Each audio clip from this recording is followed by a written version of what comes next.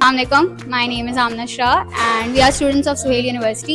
We are here to, if we are here at Mr. Burger, to know about your history और आपके जो भी expertise हैं, experiences हैं, तो I would really like कि आप हमें story बताएं. वालेकुम सलाम। हमारे वाले साहब 1953 में इंडिया में हम लोग सब थे। हम लोग तो नहीं, मेरे मतलब भाई और वाले तो ये सब वो लोग थे। वहाँ से वो हम लोग माइग्रेट करके 53 में पाकिस्तान आए। हमारे वालिद साहब के जो है नौ बेटे थे और फिर हम लोग वहाँ 70s के अंदर कनेटिकट स्टेट है अमेरिका में, तो वहाँ हम लोग सब गए थे पढ़ने के लिए।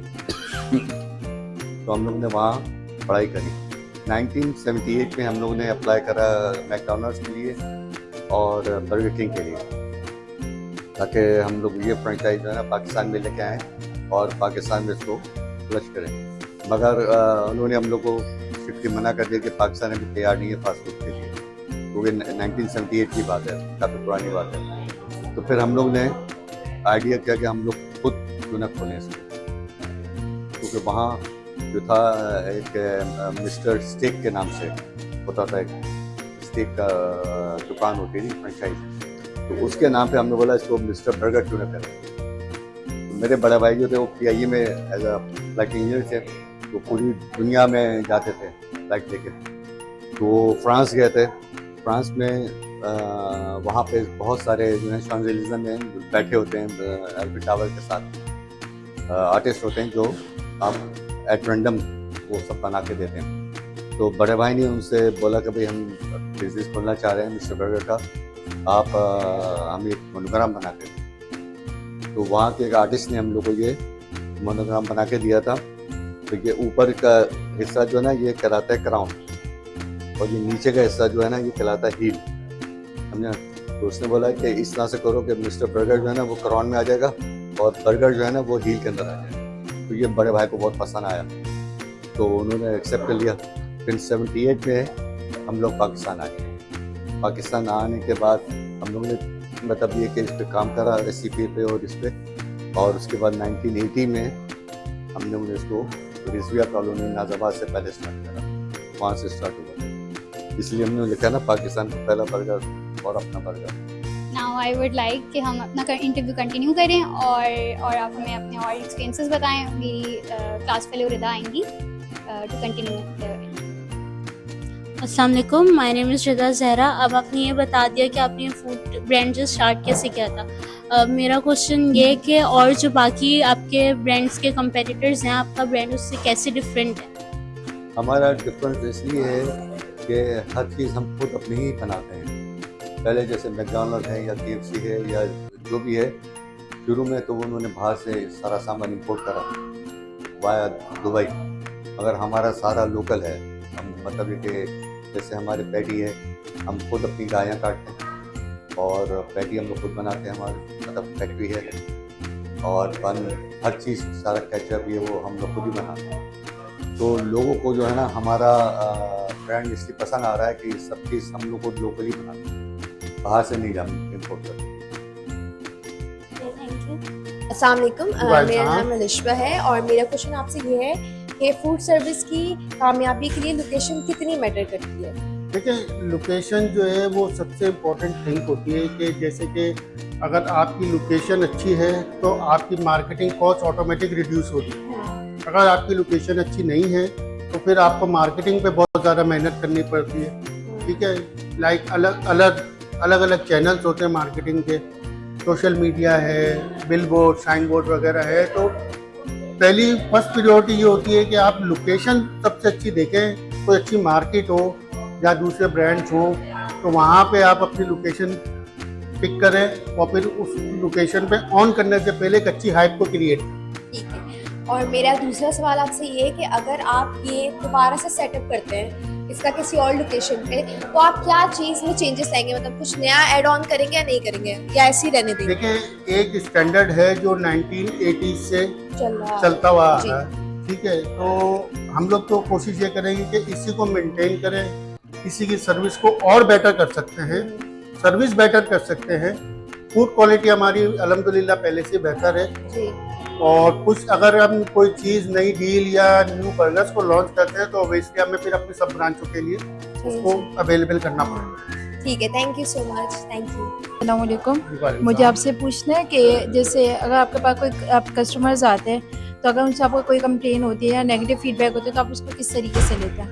देखिए, कस्टमर बेसिकली रेस्टोरेंट बिजनेस ऐसा बिजनेस है, इसके अंदर कंप्लेंट्स भी आ रही होती हैं और कुछ कस्टमर जो है वो अच्छे रिटेन होके भी जा रहे होते हैं। अब जैसे कोई एक कस्टमर है कंप्लेन हमें कर रहा है तो उसका सिंपल सा प्रोसीजर होता है जो रेस्टोरेंट इंडस्ट्री का स्टैंडर्ड है, LAST, LAST, like listen, apologize, satisfy and thanks. ये कंप्लेन रिजॉल्व करने का सबसे आसान फॉर्मूला है। और जब आपने ये शुरू किया तो आपको कब सक्सेसफुल होना शुरू हुआ? देखिए, सक्सेसफुली तो बेसिकली डे 1 से कोशिश होती है हमारी कि बिजनेस हमारा सक्सेसफुल हो। ठीक है, तो उसके लिए बहुत सारी चीज़ें मैटर करती हैं, जैसे कि एक ब्रांड को ओपन करने से पहले उसकी एक हाइप क्रिएट करना मार्केट के अंदर कि हम ये चीज़ लॉन्च करने जा रहे हैं। या लाइक जैसे आपने देखा होगा कमिंग सून के आप बैनर लगा लें, जब आप वर्क इन प्रोग्रेस है तो कमिंग सून का बैनर लग जाता है कि भाई मिस्टर बर्गर कमिंग सून, वाला लोकेशन, ये लोकेशन, वो लोकेशन। फिर उसके हिसाब से उसकी डिजिटल मार्केटिंग होती है, डील्स डिसाइड होती हैं, थोड़ा सा शुरू के अंदर डिस्काउंट्स दिया जाता है ताकि कस्टमर अट्रैक्ट हो। फिर उस कस्टमर को रिटेन करना ऑपरेशन टीम का काम है। वो ऑपरेशन टीम कैसे रिटेन करती है कि कस्टमर को चैम्प्स डिलीवर करती है। चैम्प्स का मतलब like CHAMPS, like cleaning, hospitality, accuracy, maintenance, product quality and satisfy. Thank you so much आपके टाइम के लिए। माय नेम इज अलिशा और मेरा आपसे क्वेश्चन ये है कि आप जब अपने एम्प्लॉयज़ को हायर करते हैं तो आप उनमें क्या देखते हैं कि मतलब क्या देख के हायर करते हैं कि मतलब क्या उनके अंदर होना चाहिए कि आप उनको हायर करेंगे?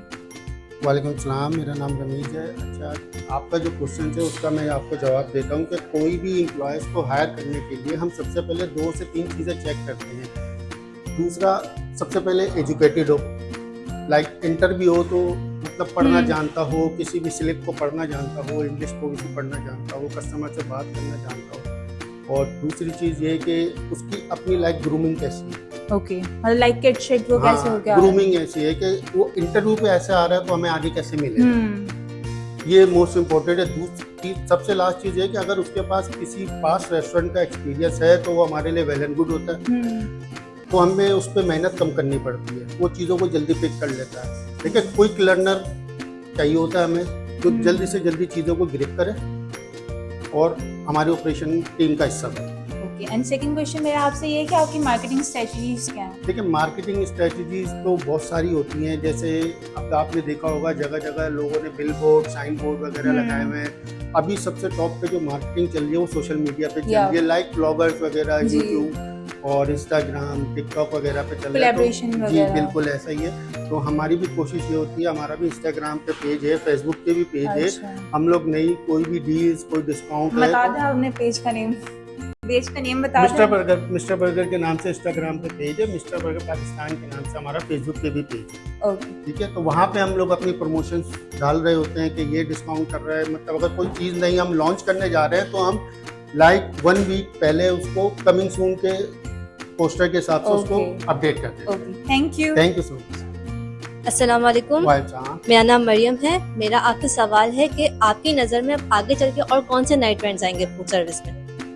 जी देखें, फूड सर्विस के हवाले से और किसी भी ब्रांड के हवाले से ना, देखिए ट्रेंड्स मार्केटिंग में कंपटीशन बहुत ज़्यादा है मार्केट के अंदर। अब कोई भी ब्रांड आता है तो जैसे कि लाइक फाइन डाइन आ जाए या कैजुअल डाइन आ जाए या QSR ब्रांड आ जाए, मतलब लाइक क्विक सर्विस रेस्टोरेंट, तो उसको अपनी सर्विस पे जो है अपने ब्रांड को कंसिस्टेंट मार्केट के अंदर रखने के लिए अपनी सर्विस के हवाले से बहुत काम करना पड़ता है, अपनी प्रोडक्ट क्वालिटी के हवाले से बहुत काम करना पड़ता है। अगर क्विक सर्विस रेस्टोरेंट है तो लाइक क्विक सर्विस रेस्टोरेंट के अंदर 10 मिनट या 5 मिनट के अंदर आपने कस्टमर को फूड देना है, तो लाइक वो प्रॉमिस टाइम कहलाता है। उस प्रॉमिस टाइम में हमने कस्टमर को फूड डिलीवर करना होता है और fresh, hot and fresh quality के साथ देना होता है ताकि कस्टमर हमारा रिटेन हो, हमारा लॉयल हो, वो अपने साथ 2 को और लेके आता है अगर अच्छी चीज़ उसको दी जाती। ठीक है। दूसरा मेरा सवाल है कि जब से आपने ये कारोबार शुरू किया तो आपको सबसे बेहतरीन नसीहत क्या मिली है?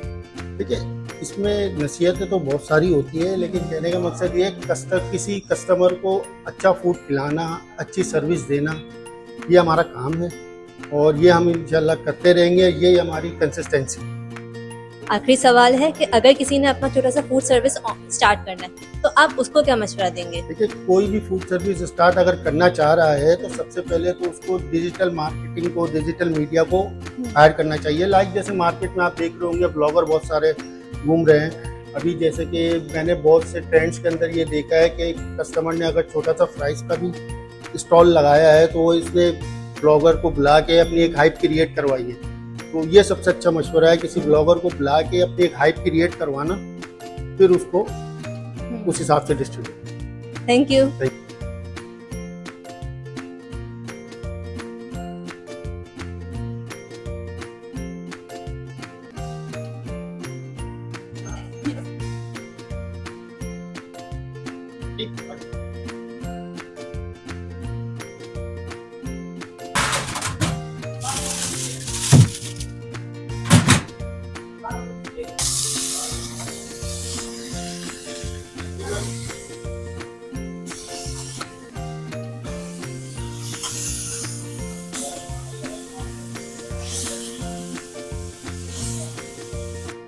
ये आपने कैसे बनाया है, आप मुझे बता सकते हैं? ये हमने मिस्टर के पेटी लगाया देख के, हमारा चिकन का बर्गर का पेटी लगा है। इसके अलावा बाकी और प्याज डालेगा, ऊपर से ब्लैक पेपर और सॉस डाले और चीज़ लगाएगा। इसके अलावा 500 दे दें। Okay, thank you. अभी ये तैयार हो रहे हैं। ये डलेगा तो अब ये जाएगा।